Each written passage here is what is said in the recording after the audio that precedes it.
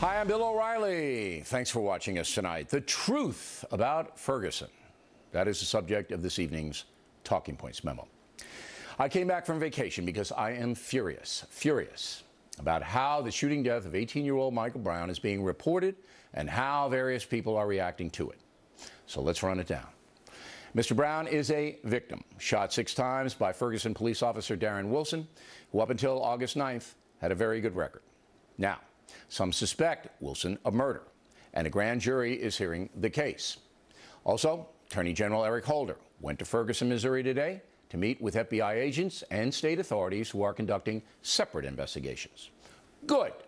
The Fed should look into this case, and their investigation should be transparent. That is, Americans should get hard information as it comes out. Which brings us to this video of Mr. Brown stealing from a convenience store and pushing the clerk around. Agitators call the release of the video a smear against Michael Brown and his family, further inflaming the situation. But facts are not smears, and this goes to Mr. Brown's state of mind on the day he was killed. Americans have a right to know what happened leading up to the shooting. You don't suppress an important piece of information in a case like this when only one side of the story is being reported by the media, which is generally terrified of any racial situation. Then there's the looting. Disgraceful. And one guy even has a gun, all right, shoots the lock off the door while his cohorts break in and steal the merchandise. It doesn't get any lower than this. The people rioting and looting in Ferguson are dishonoring the memory of Michael Brown and his grieving family. They are insulting them. Again, flat out disgraceful. The Factor has been investigating those arrested. On Monday night, 78 people were taken into custody, and we believe about 30 of them have criminal records.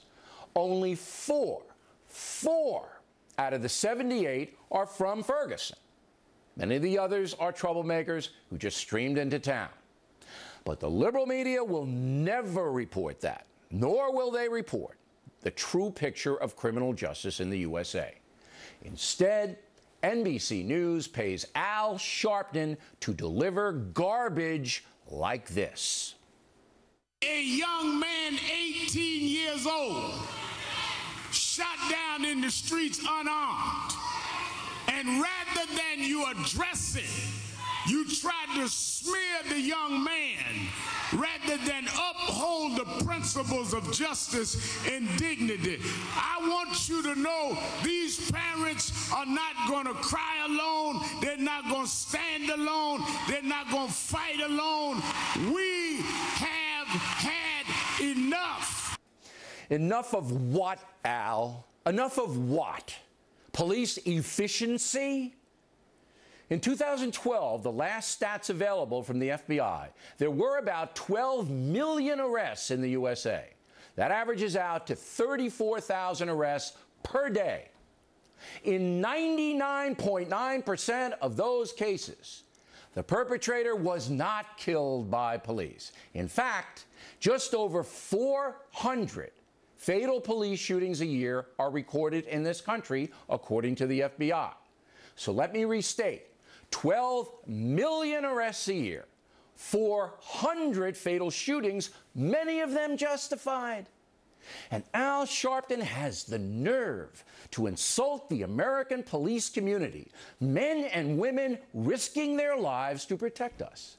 This charlatan has the gall to do that, and NBC News is paying him. My God, why is that acceptable?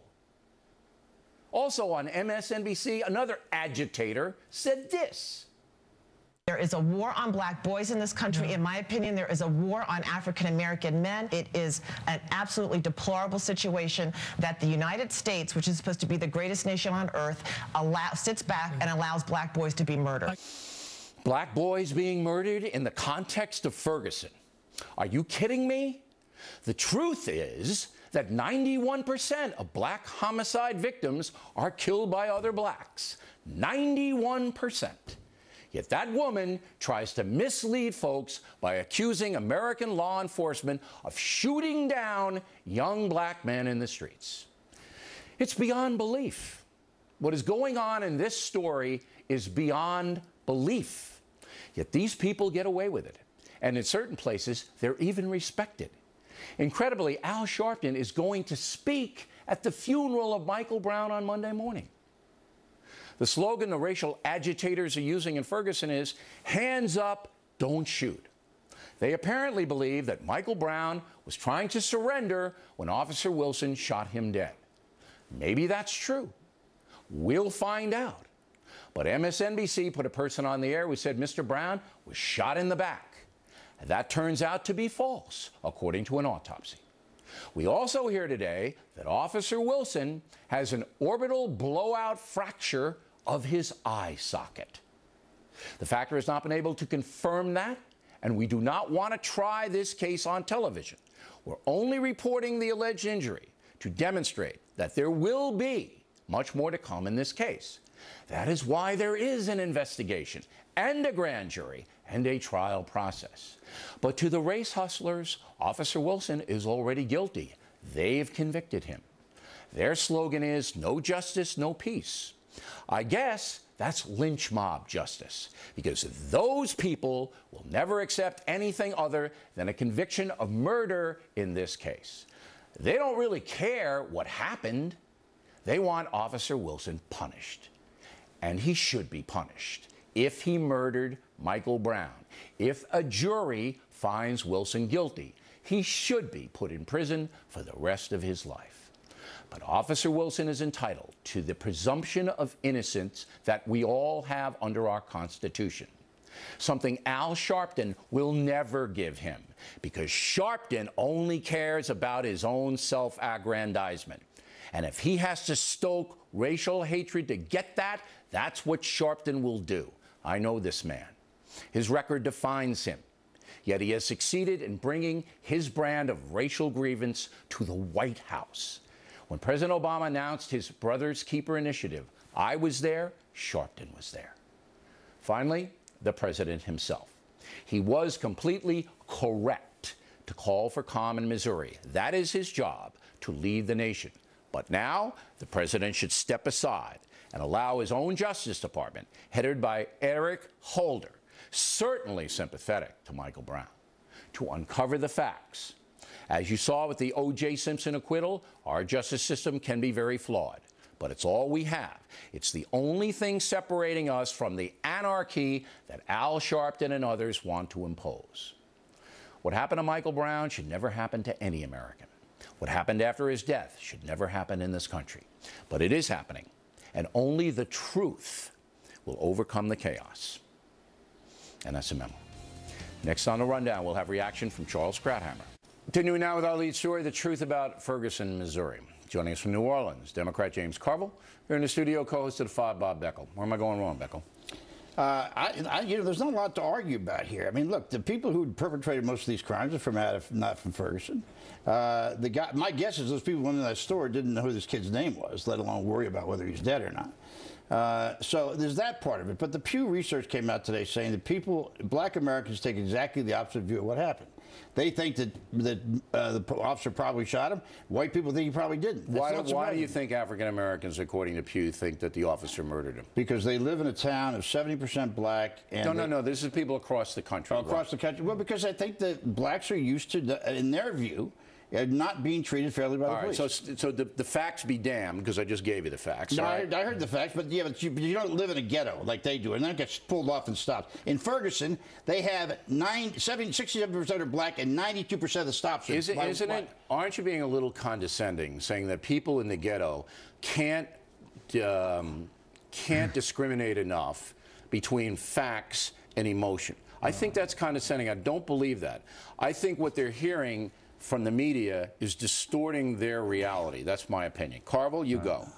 Well, first of all, I want to make a distinction. The criminals, they should be in jail. They have no business being there. People also have a right to exercise, to protest, to engage in free speech, anything else. So I want to be a real distinction. But what if they're protesting something that isn't true? Well, See, look, if Beckel is right and the Pew Research is... Wait, Carvel. If Beckel is right and Pew Research is right, that most African Americans feel the officer murdered Mr. Brown, okay? They're basing that solely on emotion, not facts. There's never been another police shooting in Ferguson, ever. All right, this isn't Tombstone, Arizona. Okay. Well, they live in a world. There's real research to show they're more likely to be stopped by the police. There's real research to say that there's citizen discrimination. I mean, they feel.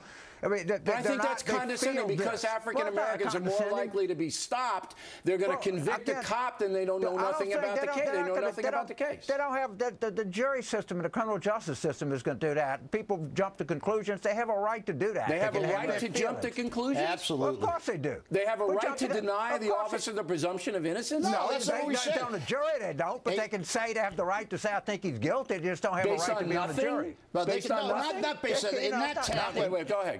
In that town, 67% of them are black. 93% of the stops in cars are black people. 2 times more likely to get frisked by cops. 3 times more likely to have their cars run over by cops. So you might have a presumption, but you don't live in the ghetto. You wouldn't understand. Last time I was up in the Bronx doing an AA meeting. I understand where their feeling is, and they get harassed by a lot of police. So you're saying, both of you are saying, that an individual African American, because let's take individuals now, have a right to distort the case in their own mind because they feel the justice system is skewed against them. It's distorted in your mind, not in their mind. No, it's not. I gave facts, Beckel. And so do they.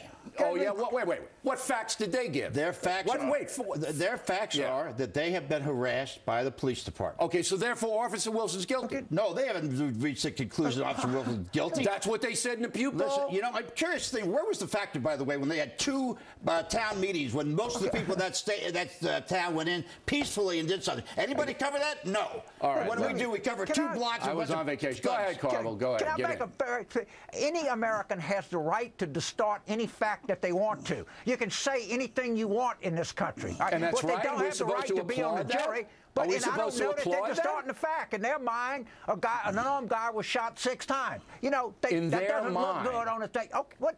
In mine too. We want to know the truth about this. How do you put your mind in your mind? Wait. That people don't have a right. Aren't you guys basically giving people an excuse to be unfair? You can't suppress people's First Amendment right to express Who's trying to suppress their First Amendment right? They don't have to be right. No, you said they don't have a right. Yeah, you said they have no right to make these decisions. Of course they do. They don't have a right to say someone's guilty when they don't know the facts. Of course they do. That's defamation. They have the right to do that. Look it up. It may not be the right thing to do, but they have the right to do it. That's exactly right. They have That's the right exactly thing right. to do. You know, in a place where you're getting beat up by cops all the time, you might reach that conclusion. Wait. Go ahead. You just besmirched every law enforcement agent. If you live in a place where cops are beating you up. Ferguson.